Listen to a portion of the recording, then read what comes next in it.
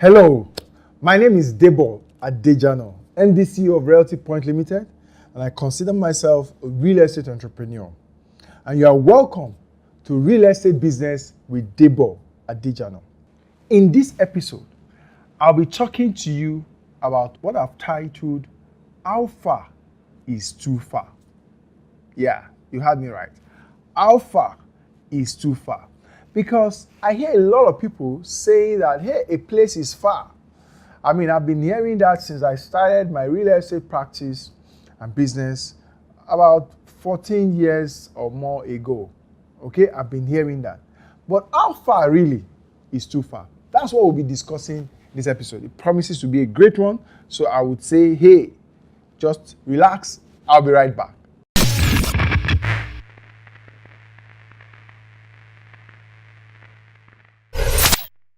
Welcome back.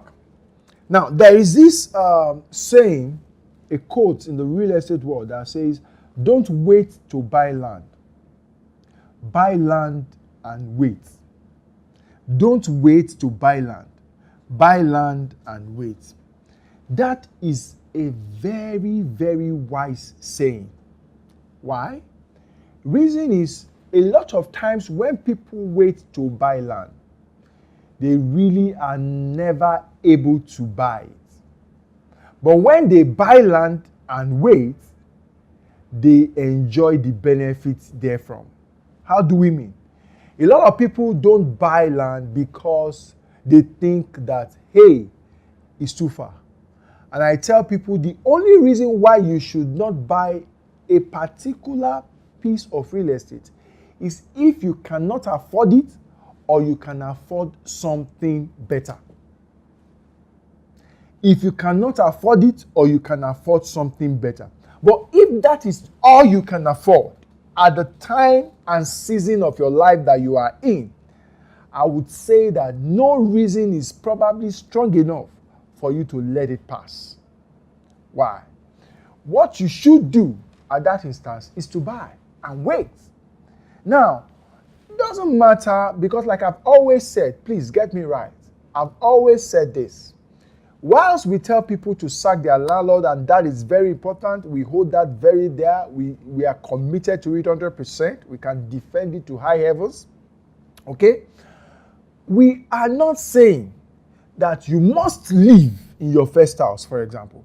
So if where you can afford does not look like where you want to live or can even live, for logistics reasons, for example, if you work on the island and you are supposed to only be able, or at a time in your life, you are only able to afford some place far out of town, it may not make sense. Quality of life-wise, social health and all of that, it may not make social well-being, and health-wise, it may not make sense for you to actually buy such properties and want to live there. But you see, you can buy such properties and put it in your portfolio. You would have started building a real estate portfolio, which is one portfolio you need to even start on your journey to wealth creation. Okay? From just being a sustenance level to starting to be wealthy, starting to create wealth. You need real estate in your portfolio. So, what I advise people is, hey, look at every opportunity. Look at every opportunity squarely and then make up your mind if you can afford it or you can afford something better. But if that is all you can afford, take it on, I say. Now, I'll tell you a story. Earlier on in our real estate career, we were agents to some developers. And there was this development project that we got involved in. And plot around the corridor was going for about 180,000 naira at a time. And this magnanimous developer even had a program whereby people could pay for that over 3 years. 5,000 naira per month. You can imagine that. I know people who bought into such a project, and we sold to a number of people. Now, the peculiarities of the transaction is another thing. Okay? But 10, 12 years down the line, the worst land in that corridor is selling for like 10 million naira now. The worst land. The ones that are better infrastructure and all of that is getting close to 20 million naira now, 17 to 20 million naira in that corridor. This particular transaction and estate is like the least of them all and is going for like about 10 million. I still saw an advert some days ago that the land is being offered for 10 million naira. Land sold for 180,000. Yeah, of course, there are some other costs later on in life, infrastructure costs and all of that. But that is not my point. My point is that we took a number of people to that site over time. And the site is a bit out of Lagos, around the Arepo area. And you can imagine now that, because now when I drive out of Lagos sometimes, I don't even know when I get to the redemption camp houses. I don't know when I get to the redemption camp houses. I don't know.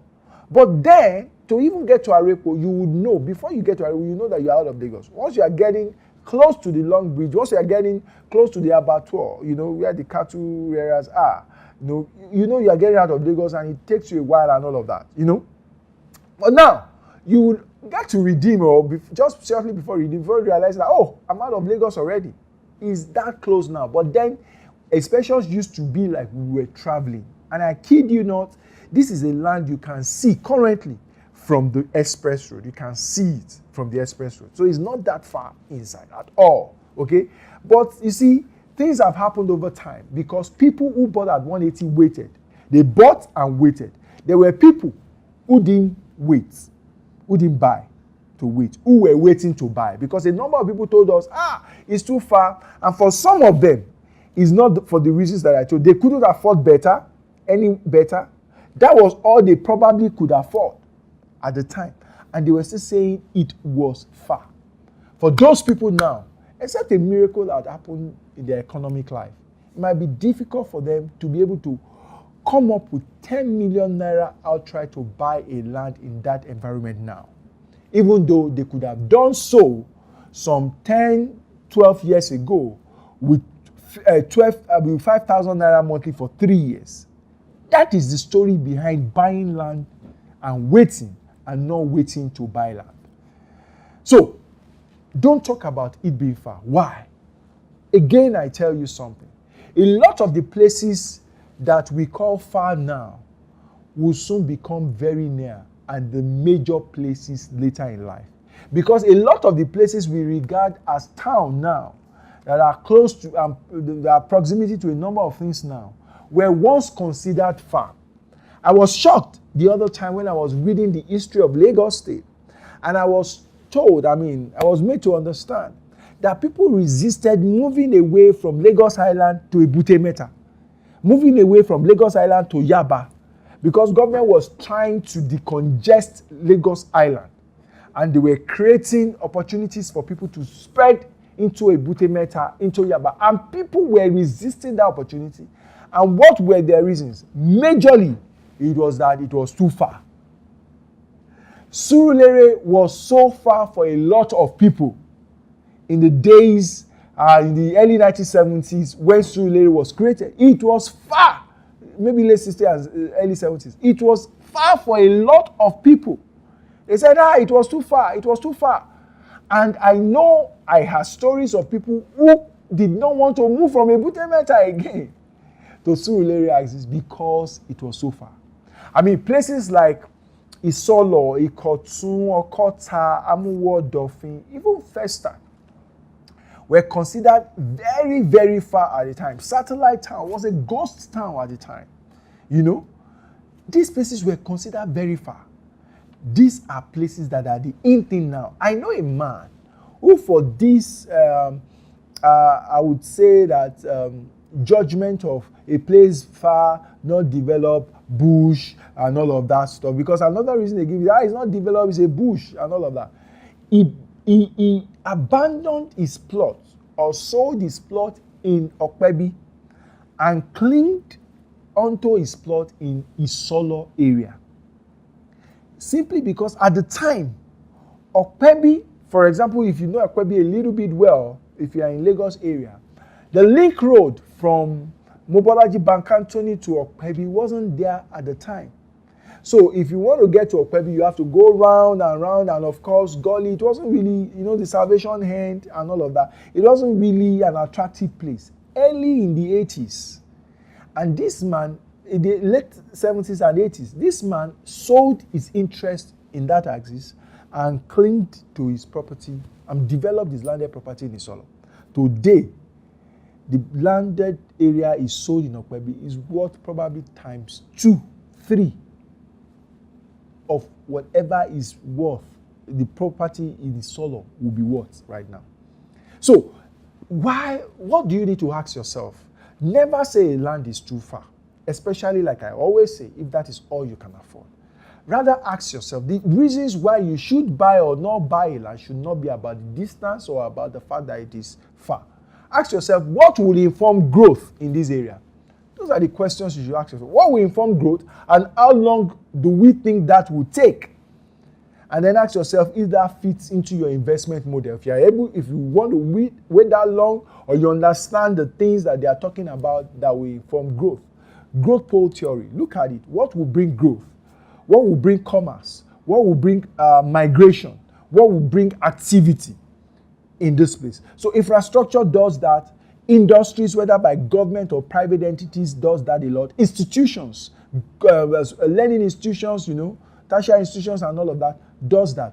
Recreation stuff does that. Hotel, resorts, and all of those things bring about development. What type of development also will it bring about? Slum development or organized development? Commercial development or residential development? Or a mix of the two? Industrial development. You need to ask yourself these questions. These are the questions that you need to ask. Not about being far, distance. No. Not about being in the bush. No. Because the places that are once considered to be far or in the bush will soon become the cornerstone. The stones that were once rejected will soon become the cornerstone. So, learn to ask the proper question. So, back to our question. How far is too far? I say, there is nowhere that is too far. The question you need to ask yourself is, what are the projections? And does this match your investment criteria or model? If that is sorted, then your decision is made for you. So I say, look at every opportunity with that informed, mind, and review them to take your decision. I hope that you've picked one or two things. It's been my pleasure bringing this to you, and it's always my pleasure bringing this to you. Please, if you enjoyed this video, kindly like the video. We would like to know from you. Also, let us know. Pass a comment. If you enjoy the comment section, pass a comment. We are giving a book away. I hope you are aware of that. Audio book for that matter. You don't need to read it. It will be read to you. Very good book, sizable, just compact book that is very informative about the real estate investment, one particular phenomenon in the real estate investment environment. I would encourage you to download that book. Okay, give us your details and we'll send the book to you, to your email address straight on, and you just enjoy it free of charge. It's absolutely free of charge. So please, let people know about this video. If you enjoyed, share it with your loved ones. Let them know about it. Please click the like button if you enjoy it, like we said. If you've not subscribed to the YouTube channel, Real Estate Business with Debo Adejana, please do so. And then click on notification button. What that does is that whenever we push out a video, you'll be one of the first to know and to watch it. I remain yours sincerely, Debo Adejana, in the business of helping you sack your landlord. Till we meet in another episode, I say thank you very much.